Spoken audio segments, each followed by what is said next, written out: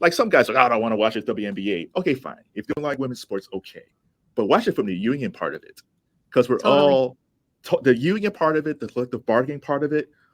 I think that the one thing there's a lot of great things about the doc, but the greatest thing is we get inside the meetings. Mm-hmm. For the NBA's Play Association, NFL, we're not inside the meetings. We hear about the meetings. We never.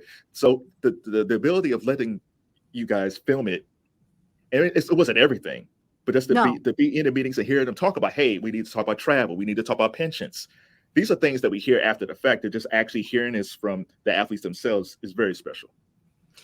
I totally agree with you. And I think, again, that was the part of telling the story from the Players Association perspective that made me know that this was going to work. And the intention behind this movie, and I've said this from the very, very beginning, is this movie needs to be seen. I don't want this to go on some platform where it's going to be below the fold. You have to scroll 3 times to get to it, and it's just going to be buried and nobody's going to watch it. I wanted to sing this messaging from the rooftops because I knew if it was something that made me question and made me think, it would make others do that too.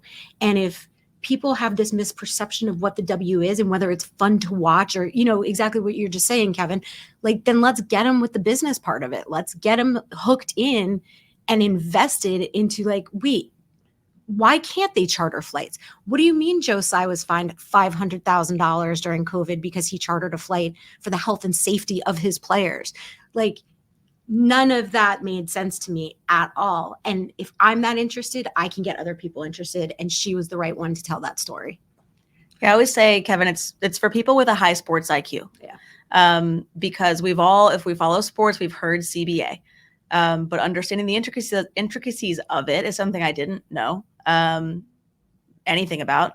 And I think that the WNBA as a product is for people with high sports IQ. Yeah.